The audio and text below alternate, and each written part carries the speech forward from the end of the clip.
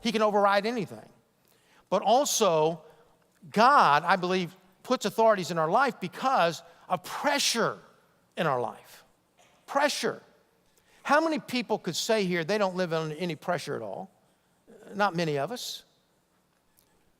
I mean, here's the housewife and the mother that makes a myriad of decisions every day. You go to work, you make a myriad of decisions every day. In fact, when your boss comes along and says, hey, I'll just handle that, we're just going to do this, you may think, well, man, I disagree with that, but that's all right. That's his responsibility. I have enough on my desk to say grace over. I just can't get to it all. No one can make. It takes an unusual person with the unusual grace of God to be able to confront all the decisions in life. And that's why the Bible does teach us to trust our leadership, trust committees, trust task force like this, because they're brought up, they've proven themselves. They've proven themselves. And God is challenging you to join that group. God is challenging you to use your talents and your skills. Now, in a few weeks, we're going to have a great day of service, and we're going to have a way that you can serve the Lord and have all these booths up. Don't wait for that.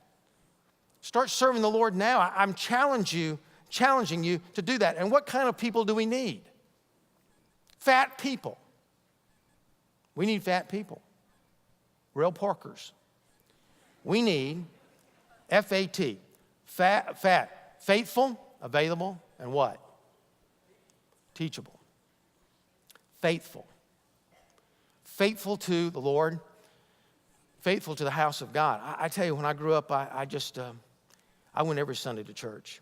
After I got saved, I went every time the church doors were open. I couldn't grow fast enough. I feel like that after I got called into the ministry, I went sometimes even when the church doors weren't open. The point is, I wanted to go there and learn. I wanted to be faithful.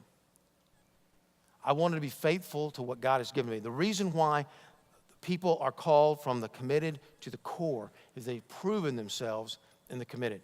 Then we need people available. Do you know the number one reason why people do not serve in churches today? And listen, I not only got the surveys to back it up, but I've got personal testimonies from pastors all over America that will tell you this. Number one reason is that people used to come to church maybe 9 out of 10 Sundays, 8 out of 10 Sundays. And so when they got involved in ministry, they were just there every Sunday to do it. And now people are coming half the time. They're not here. They're not here enough to do the ministry. You've got to be available to God, folks. I mean, you don't want to go through your life and come to the end of your life and say, I've just wasted it. I've wasted my life. You have to be available in order to minister, to get to the place where God's trusting you with the leadership of the church. And then you got to be teachable.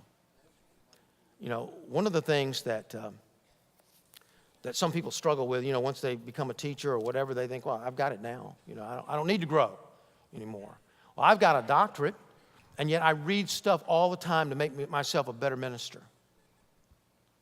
Every week, I'm reading something to try to make me a better pastor, to try to make me a better preacher, a better leader, teachable. And one of the things that we learn is that when things don't go maybe the way we think they should go and how we respond to that. I've learned more from that than anything else probably in my life. And I wonder about a guy here. I just saw that this week in Justice. Now, he had 3 different names, Joseph, but nobody in the Bible is named Justice, so besides him that I can think of. So let's call him Justice. He lost the vote. You know, he cast lots, he lost. How did he respond to that? Well, we don't know. We don't know anything about Matthias after this. We don't know anything about Justice either. But I got to believe that he had maturity in his life because of his leadership role, because of the trust of the people to say, hey, you know, I believe in the sovereignty of God. I do. And the lot wasn't cast to me, and I could say, well, we shouldn't have drawn straws. We should have flipped a coin, or we should have taken a better vote, or we should have done this. I can do all that. But we decided to cast lots, and it didn't fall to me. So I'm going to assume on that, God, that you are sovereign, and I can trust you, and I wasn't to be among the 12. I'm going to go back, and I'm going to do what I was doing before, and make a difference for God. And sometimes that's what teachability is all about.